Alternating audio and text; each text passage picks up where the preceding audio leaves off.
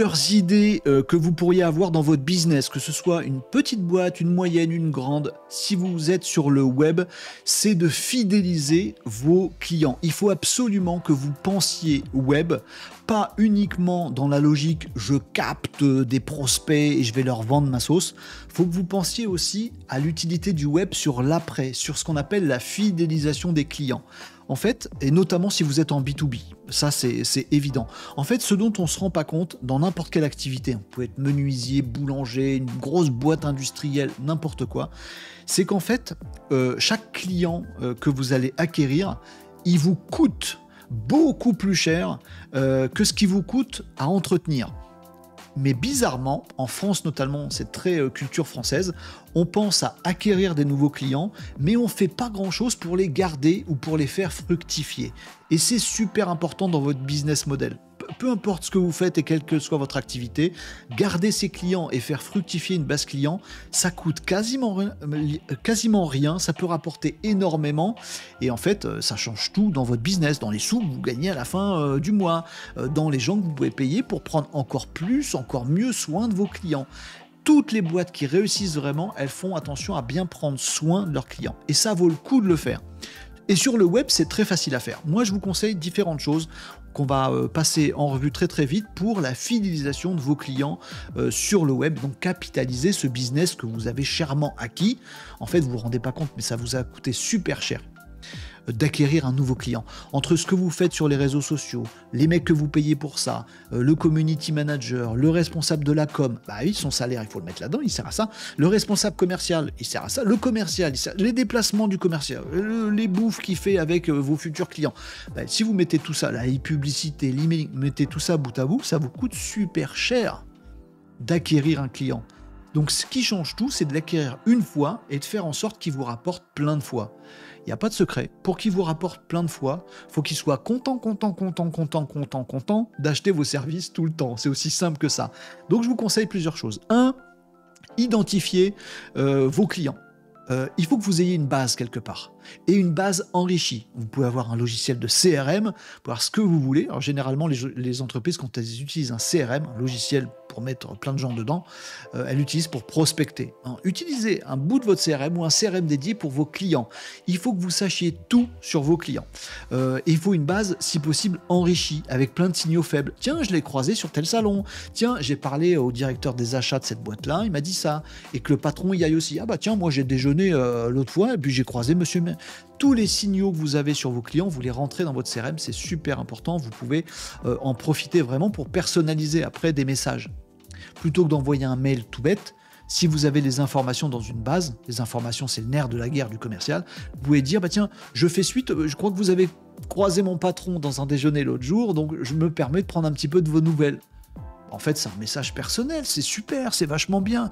Oh, il prend soin de moi, il se sent parler de moi en interne. Le client, il est super valorisé si vous faites ça. Donc, ayez des infos et des signaux faibles également. Soyez à l'écoute des signaux faibles. Vous en avez un, et je vous recommande vivement l'outil que je développe qui s'appelle Khaz.fr, Khaz.fr.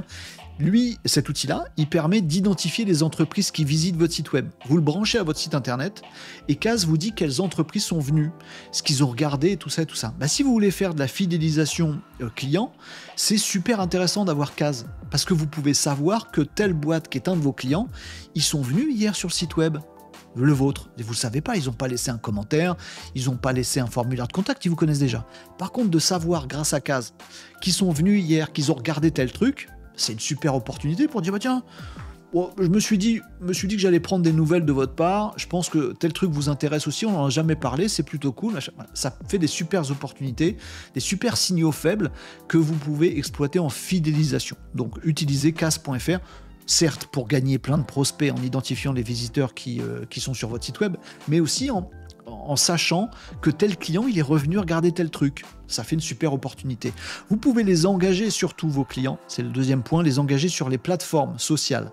Alors, il y a un truc à faire, c'est les ajouter systématiquement sur les réseaux sociaux. Et non, ça a l'air évident ce que je vous dis, mais non, les entreprises, les PME en France ne font pas ça systématiquement aujourd'hui. Je ne saurais pas vous expliquer pourquoi, mais il faut faire ça. Dès que vous avez un nouveau client, vous rajoutez tous les gens intéressants de ce nouveau client sur votre LinkedIn. Le LinkedIn du patron, votre LinkedIn à vous.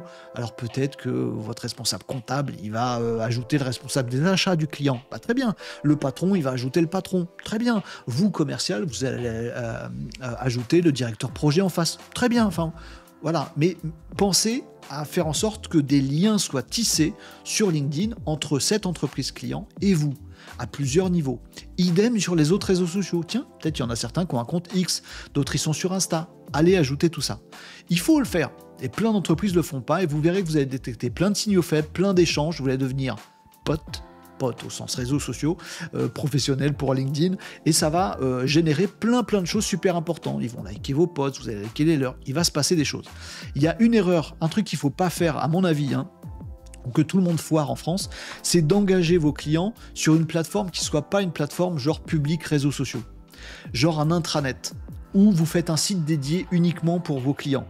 Vous créez un intranet, ça vous coûte des milliers d'euros, vous dites comme ça, c'est là où viendront tous mes clients. La réalité, pardon de vous casser un petit peu vos rêves, c'est que ça marche jamais. Ça marche pas en fait. Un intranet, dans la logique, vous vous dites comme ça, il y aura tous mes clients ici, ils seront entre eux, bien au chaud, je vais pouvoir les bichonner bien mieux que s'ils étaient éparpillés sur X ou sur Insta. Ils seront mieux là. Mais la réalité, c'est que dans leur journée de travail, ils n'iront pas sur votre intranet. Ils iront sur LinkedIn, vous croiseront. Ils iront sur X, ils vous croiseront. Ils iront sur Facebook, ils vous croiseront. Mais jamais dans leur journée, ils se diront tiens, aujourd'hui, je vais aller sur l'intranet de mon fournisseur. Ça marche pas en fait. C'est très difficile à rentabiliser ce genre de truc.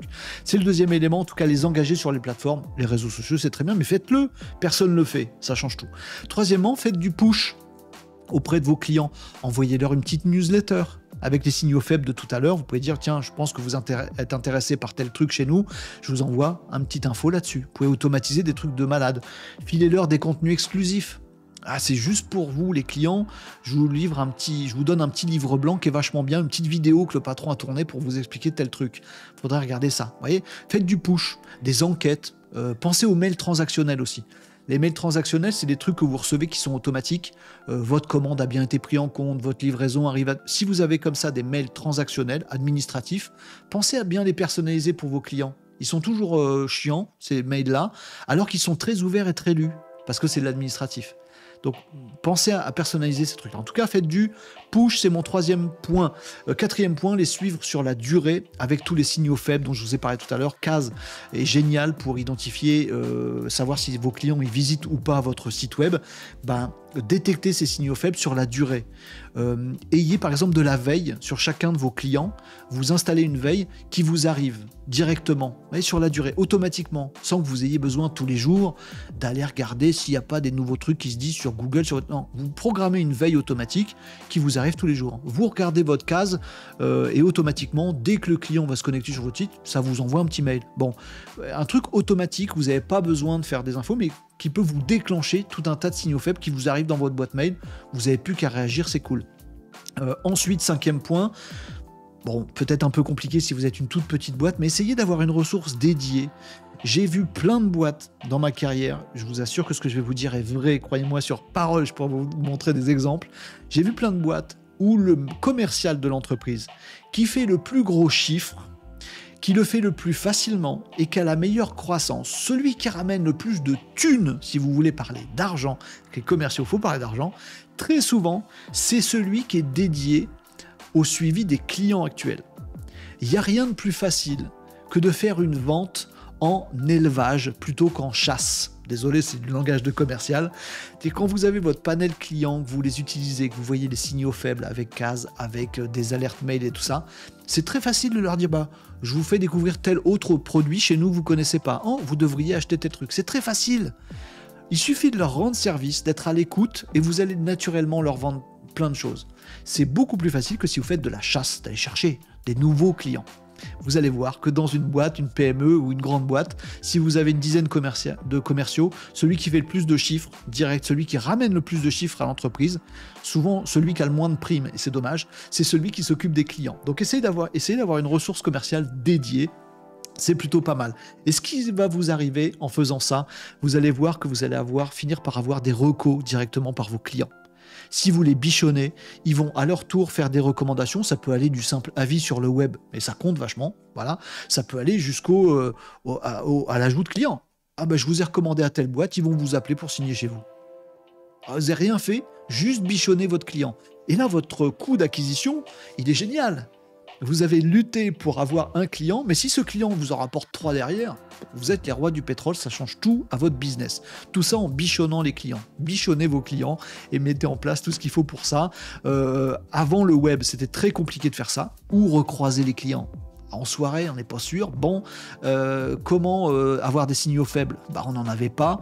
Et comment vite fait leur pousser un petit message ? C'était compliqué, il fallait forcément les embêter au téléphone. Avec le web, maintenant, vous pouvez faire des dingueries automatisées avec casse.fr pour savoir s'ils visitent votre site, avec de la veille automatisée, avec les réseaux sociaux, avec les petits messages. Tout ça est tout à fait faisable très facilement dans votre boîte. Donc, fidéliser les clients grâce au web, ça va vraiment changer votre business. Je voulais vous faire un focus spécial sur cette partie-là parce que vraiment, je vois beaucoup de boîtes qui changent radicalement une fois qu'elles apprennent à bien bichonner leurs clients et avoir tous les outils web pour leur permettre de le faire. Ça coûte rien, c'est que du bichonnage et ça rapporte gros. Fidélisez vos clients grâce au web et au digital.